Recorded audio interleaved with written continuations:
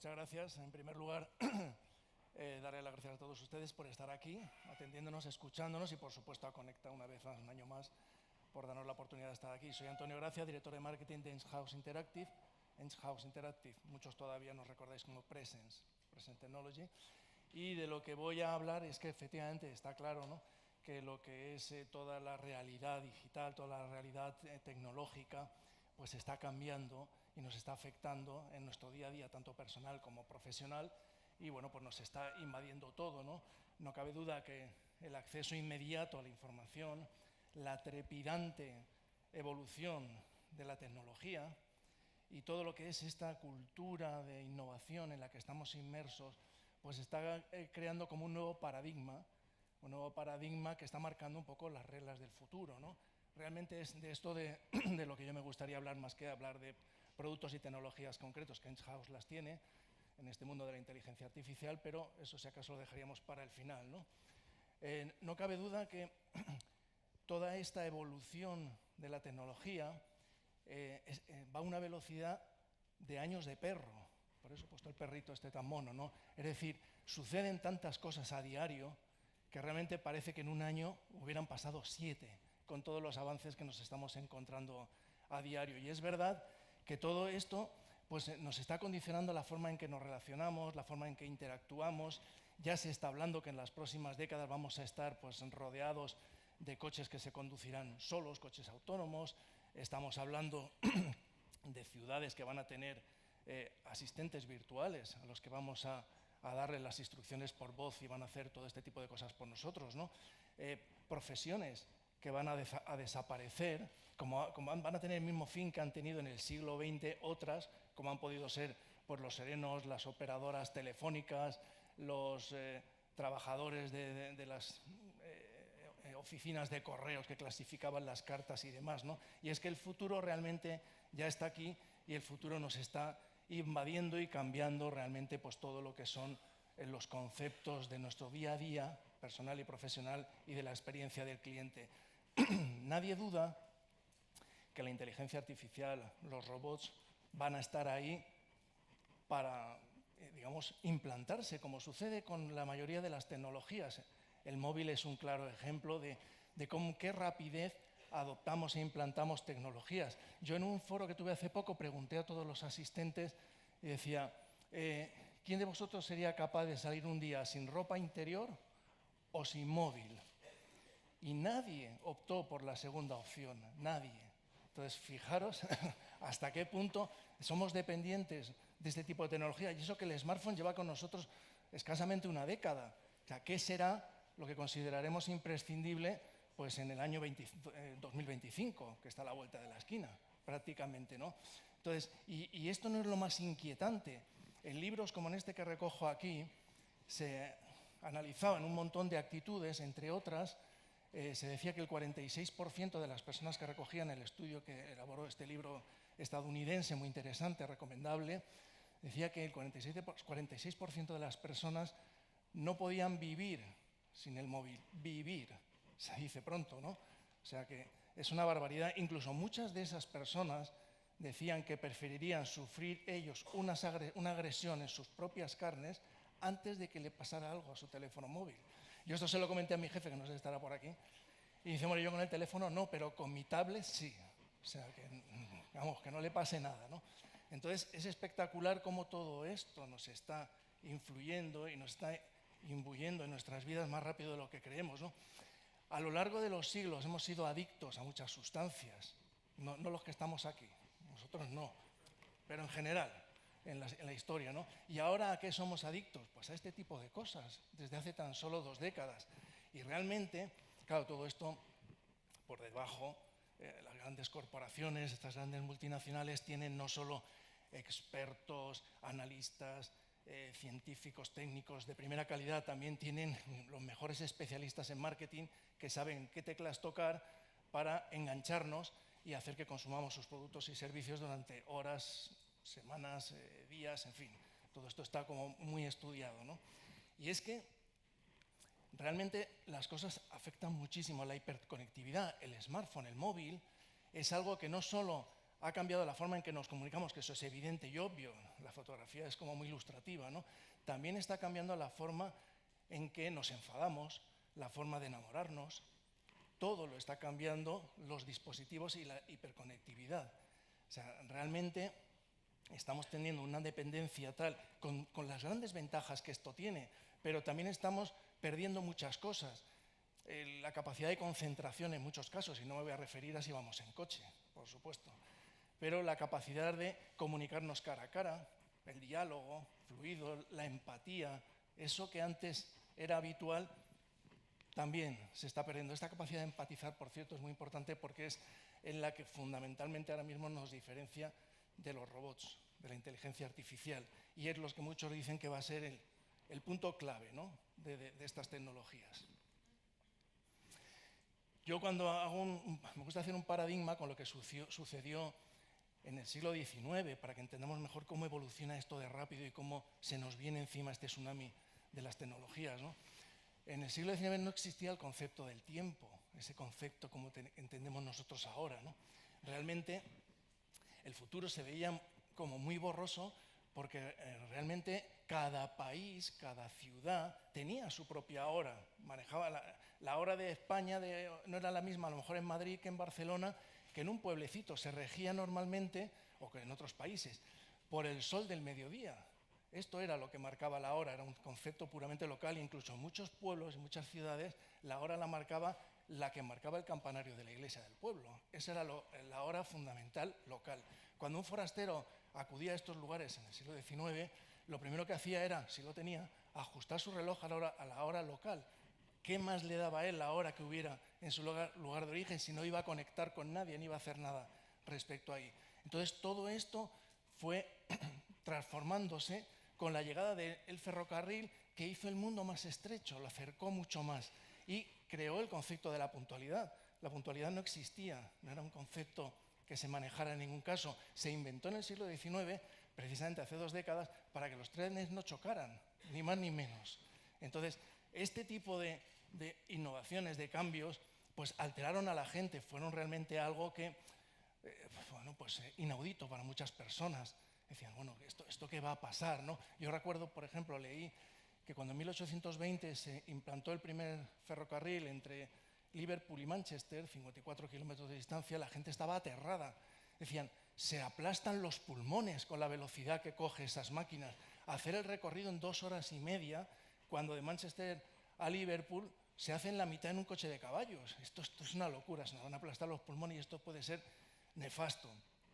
¿Qué pensaríamos nosotros ahora si el proyecto del Hyperloop prospera, que va a ser la comunicación de los próximos tiempos, de la próxima década, y nos movemos a velocidades de 1100 kilómetros por hora, metidos en un tubo como una bala de cañón? Pues ¿qué pensaremos? ¿Se nos van a estallar los pulmones también?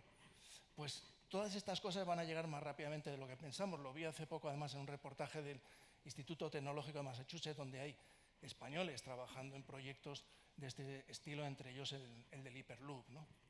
Entonces, estas tecnologías, y fue uno de los hitos fundamentales del cambio del siglo XXI, de lo que es la industrialización y lo que fue la revolución industrial, la marcó el ferrocarril en este tipo de cosas, ¿no? Claro, aquí, hablando de velocidad, no hay ningún invento más poderoso, en este caso, en términos de velocidad y de inmediatez, que Internet, ¿eh? Dejémonos del Hyperloop y del tren. Internet es mucho más. Pero bueno, yo aquí me gusta llevar esta reflexión que decía Alicia en El País de las Maravillas. Cuando Alicia llegó al país, se encontró con la reina de corazones. Y te dice que tenemos que creer en estas cosas imposibles. Claro, Alicia decía, ay, no es posible hacerlo, porque es imposible creer en cosas que no pueden ser, que son imposibles. Lo pongo así porque yo lo vi en este doblaje tan chulo de aquella época. Yo soy de otra época, a lo mejor vosotros ya no, ¿no? Pero bueno, a mí me encantaba este doblaje, ¿no? Y la reina le decía, no sé si lo recordaréis, ¿no? Y dice, ay, pequeña, dice, realmente, ¿cómo se nota que no tienes experiencia? Yo esto a tu edad pensaba, creía en cosas imposibles todos los días, media hora al día. Y dice, hubo una vez incluso que creí 6 cosas imposibles antes del desayuno. O sea, esto es lo que tenemos que hacer, porque si en el siglo XIX se inventó la puntualidad, en el siglo XX están desapareciendo tantas cosas, como la máquina de escribir.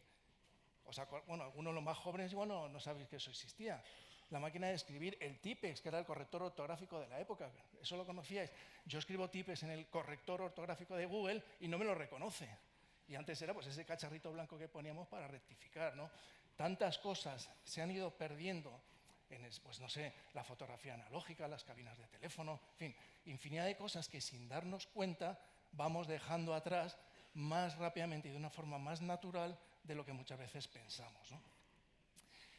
Claro, aquí hay que tener siempre unas dosis de escepticismo y de incredulidad. Tampoco nos podemos creer todo lo que se nos dice, porque es verdad que luego pues, muchas predicciones no se cumplen. Los expertos consultores pues, siempre nos están anunciando y marcando los tiempos de estos grandes hitos y cuándo van a venir. Unas veces son ciertos, otras no. Pero tampoco podemos ser incrédulos ni ilusos. La inteligencia artificial va a llegar, está claro, los robots están ahí. El presidente de IBM en el año 34 se atrevió a hacer esta afirmación. Se calcula que habrá 5 ordenadores en el mundo. Entonces, bueno, pues estaba un poquito errado, ¿no? Yo vi en el Museo de Historia de la Computación, bueno, no sé si habéis estado en el Museo de la Historia de la Computación de Silicon Valley, yo tampoco he estado, pero lo he leído de gente que sí ha estado, ¿no? Allí hay una parte que está dedicada a la robótica y se demuestra cómo desde hace más de 50 años, más de medio siglo, que se viene trabajando en inteligencia artificial pensando cómo esta tecnología cambiaría el mundo hace más de 50 años. Allí se encuentra, es curioso, porque está una máquina que fue el primer realmente ordenador para el hogar. Era una máquina que se llamaba Honeywell 316 o algo así. Bueno, era un robot de cocina que no cocinaba. Entonces, era un armatoste del tamaño de un piano que tenía 4K de memoria. 4K, lo que ahora puede ocupar un emoticono, ¿no? O sea, una cosa así. Y entonces, creo que costaba el equivalente ahora a unos $60.000 aproximadamente, y por supuesto no se vendió ninguna. Entonces, claro, los gurús de la época decían, es que claro, un ordenador para el consumo doméstico, para hacerlo un elemento de masas, eso no puede ser. Bueno, pues este tipo de pensamientos seguían luego a lo largo de los años 70 del siglo pasado. Se pensaban que esas tecnologías no iban a ser nunca popularizadas, ni masificadas, ni puestas al alcance de todos, ¿no? Otros fenómenos como Clifford Stoll en el 1995, hace nada, pues él decía, este es un astrofísico y matemático súper prestigioso, trabajaba en proyectos de Internet en los años 70, o sea que no hablamos de un cualquiera, sino un experto, un gurú, y ella decía, dicen que se va a teletrabajar, se podrá trabajar desde casa, va a haber bibliotecas y aulas interactivas y multimedia, incluso, bueno, un montón de cosas que el tío estaba escandalizado y dice, pero ¿qué les pasa a los informáticos? Están perdiendo el sentido común, decía él. Eso es imposible. Y daba sus argumentos del por qué eso no podía ser, ¿no? Entonces, claro, predicciones de este estilo, pues yo recomiendo pues, leerlas porque había montones, ¿no? No tenemos más que ir a los escritos de hace 20 años para encontrarnos todo este tipo de comentarios así, ¿no? Realmente hasta que no surgió, porque IBM, por ejemplo, sí, en el 81 lanzó el primer PC y los expertos y los gurús de la época decían, esto se va a estrellar. Y esa sí fue una revolución importante, el PC, que no la vimos venir, como la crisis. Entonces, y ahí vino para quedarse. Como tampoco vimos venir la irrupción y la masificación de los entornos web, la World Wide Web, Internet existía, pero hasta que no llegó la web no se cambiaron las cosas, no lo vimos venir. Y cuando nos quisimos preparar ya lo teníamos encima. Y hace una década o menos, con las redes sociales, 3/4 de lo mismo. Ahora mismo inunda toda nuestra vida digital las redes sociales. Por eso, cojamos las cosas, como decíamos, con una dosis de prudencia, pero no de ingenuidad. Todo en su justo término y en su justo momento y paso a paso, pero las evoluciones tecnológicas al final acaban imponiéndose más pronto que tarde. Entonces, esto es lo que tenemos que tener en cuenta. Yo este es un libro que recomiendo, estuvo en el día 8 de mayo, hicimos un summit, Present Summit, en Edge House, la tuvimos como ponente estrella, Y bueno, pues ella aquí nos venía a contar, dice, a lo mejor no tenemos, es un libro espectacular, y dice, a lo mejor no sabemos muy bien qué y cómo es lo que va a venir, no tenemos esa noción, pero lo que sí tenemos muy claro es lo que hemos dejado atrás, lo que hemos perdido. O sea, hablábamos de, bueno, pues de esas profesiones que se han ido perdiendo, el sereno, por ejemplo, ¿no? Lo que decíamos, las operadoras telefónicas, el Walkman, la fotografía digital, eso en el siglo XX. Dice, pero ¿qué no vamos a perder en este siglo XXI? Pues muchas cosas. El fin del petróleo. Ella misma dice, el último barril de petróleo que se venda en el mundo no va a costar una fortuna, es que no va a costar nada, nadie lo va a querer, porque no se va a usar ese combustible. El fin del dinero. El dinero lo inventaron los suizos en 1661 y son los propios suizos los que ya han dicho, el dinero en cash me refiero, no las transacciones económicas. Entonces, ya le han puesto fecha de caducidad a pagar en cash en Suiza, el 2030, que tampoco está tan lejos, ¿no? 12 años. Entonces, ese tipo de cosas van a ir cambiando, van a ir desapareciendo, lo recomiendo porque, bueno, podría poner infinidad de ejemplos al respecto de todo ello, ¿no? Entonces, sí que sabemos las cosas que estamos dejando al camino y además lo que es muy importante aquí. Antes hablábamos cuando en el tema de la hiperconectividad con el móvil, que estamos ahora mismo pues totalmente conectados, ¿no? Y entonces cómo esto va calando poco a poco y cómo se nos va imbuyendo uno a uno. Pues se hablaba también de que en España, en el año 1996, o sea, hace nada, había, creo que eran 60.000 usuarios de Internet, 60.000, y en el mundo 50 millones. Antes creo que se ha dicho esta mañana que hay como ya más de 4.000 millones en todo el mundo, o 40.000, no sé cuántos hay, ¿no? Entonces, claro, ahí se hablaba de que había mucho recorrido, y era verdad, para que la figura del internauta, qué palabra más bonita, el internauta, esa persona que se pasaba horas delante de un ordenador enviando y recibiendo información, pues fuera una figura, digamos, relevante. Hoy en día hemos pasado de ser los que consultamos con un ordenador a llevar el Internet en el bolsillo, en el móvil. Y no solo eso, ya no es que lo llevemos solo aquí, porque esto es casi un paso de transición hacia muchas cosas, que es tener Internet en todo, en el frigorífico, en los coches, en los termostatos, en la ropa, en infinidad de cosas. Lo estamos llevando y cada vez más. Se hablaba de los miles de millones de dispositivos conectados a Internet. ¿Qué pasa con eso? Que son tecnologías que se van diluyendo, se van naturalizando, las vamos absorbiendo, pues como pasó con el agua potable o pasó con la electricidad. Las vamos haciendo nuestras y ahora mismo estamos acostumbrados a vivir rodeados a lo mejor de cables, enchufes y lo vemos normal, y ahora mismo Internet pues pasa a ser algo que va a desaparecer, va a ser una cosa como muy habitual, ¿no? Y ahí es donde se va produciendo ese gran cambio tecnológico. Y esto, si lo unimos a la que se ha venido a denominar, antes ha habido una pincelada sobre ello, lo que se ha venido a llamar como dice Santiago Niño Becerra, que lo escuché hace poco, hay a quien le gusta más, hay a quien le gusta menos, hay a quien dice que acierta más y quien acierta menos, pero él decía que estamos ante el inicio del principio del comienzo de un nuevo modelo que va a traer un nuevo sistema económico, educativo, social, en todos los ámbitos, lo va a transformar todo, va a tener grandes implicaciones y una gran repercusión para cada uno de nosotros, empresas y particulares, ¿no? Y entonces, que es lo que se ha llamado en llamar la industria 4.0, que a diferencia de sus antecesoras, el vapor, la industria 1.0, la electricidad o el maquinismo, como también se llama, el petróleo o la energía nuclear, o la 4.0 está basada en información, en dato, en conocimiento, en algo que es intangible, que viaja y se mueve a una rapidez de vértigo. Se accede y se genera por muchas personas a la vez en el mundo al mismo tiempo, personas y cosas, generando información.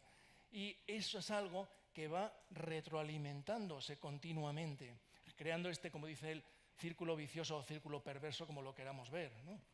Entonces, esta retroalimentación continua es lo que está acelerando la innovación y esta cultura de innovación en la que estamos metidos, con lo cual hace que todo ese futuro del que hablamos ya sea presente. Lo que pasa que hasta ahora no lo estamos viendo mucho, pero sí hay muchos ejemplos.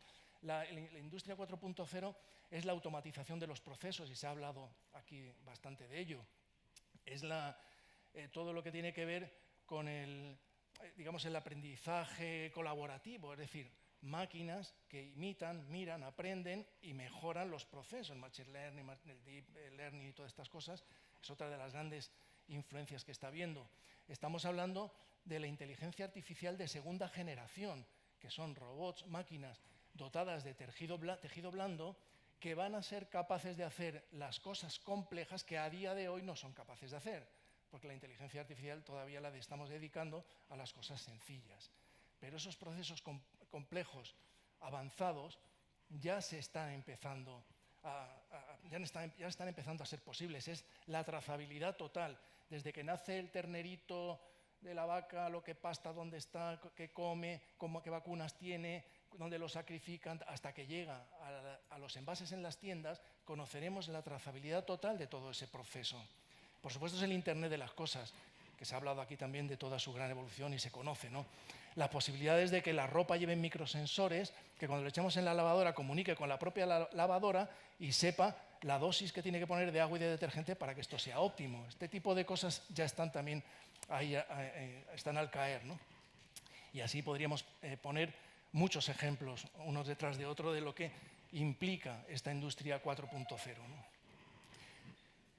Realmente, tecnologías hay muchas, ya no solo la inteligencia artificial, que es la que nos trae hoy aquí, nos ha centrado hoy aquí, en su forma de bots, chatbots, etcétera, los wearables. Los wearables es algo que, lo que es, digamos, el diagnóstico, la automedicina, con los cacharritos, que cada vez están más difundidos. Ya en Estados Unidos el pasado año se descargaron más de 147 millones de aplicaciones médicas para dispositivos personales. Dicen que van a sustituir en algún momento a los médicos, por lo menos de atención primaria, ¿no?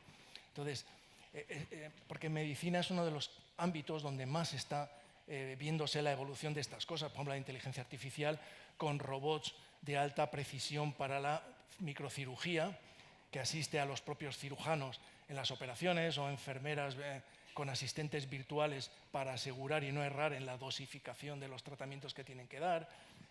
Un montón de cosas. Los avatares, ya se está hablando, ya se está trabajando, y hay un proyecto incluso que está también montado en 4 fases, donde se va a poder ir transfiriendo el conocimiento, las experiencias, las vivencias a un avatar que podremos ubicar en un robot de inteligencia artificial. Incluso ya se habla que más adelante hasta en un holograma, y ya seremos eternos, porque quitaremos las limitaciones que tenemos ahora biológicas los humanos, ¿no? El blockchain.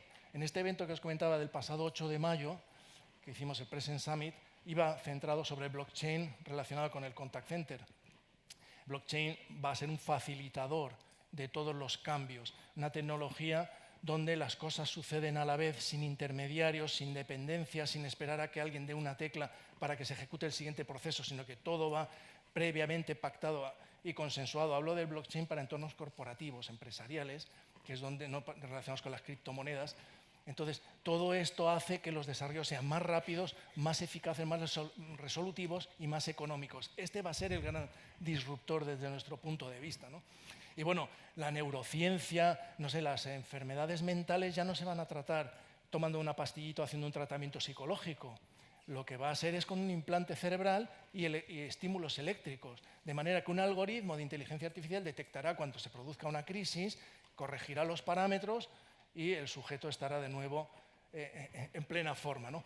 La genética, si antes se tardó 13 años, desde 2000 al 2013, en descomponer el genoma humano, el ADN, y costó miles de millones de dólares, ahora mismo ya se está pudiendo, ya podemos ir, si queremos, cada uno de nosotros, a que nos hagan nuestro árbol del ADN por $800 a lo mejor, y en 2 horas te lo hacen. Fijaros con qué velocidad cambia todo esto. Bueno, aquí os podría poner ejemplos para aburrirse, pero veo que se me acaba el tiempo y como vamos con retraso y tenemos ganas de tomar café, lo voy a dejar aquí. Sí deciros que hay también agoreros de esto que hablan de que ojo con la inteligencia artificial, porque como decía el propio Stephen Hawking, que en paz descanse, él decía, cuando la inteligencia artificial se esté desarrollando, tendrá tal capacidad de autoaprendizaje ella misma que va a superar la capacidad humana para controlar esto.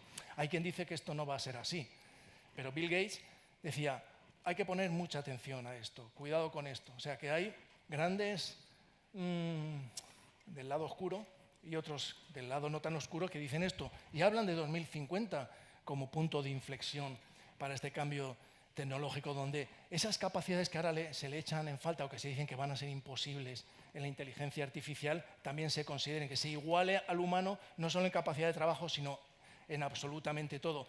Y yo, por terminar, y no me quiero extender mucho, deciros que en Edge House Interactive estamos aquí para arroparos en lo que necesitéis en ese sentido. No tengamos miedo al futuro, el futuro está aquí, soluciones tenemos expertos, trabajamos en ello, somos un gran grupo, somos la segunda mayor empresa de soluciones de contact center del mundo y poco a poco, paso a paso, estaremos ahí para daros solución a la medida de que las necesidades lo requieran, sin escepticismo y sin tampoco pecar de ingenuos, ¿no? Y yo no quiero aburriros mucho más, creo que el café no lo hemos merecido todos, así que muchísimas gracias.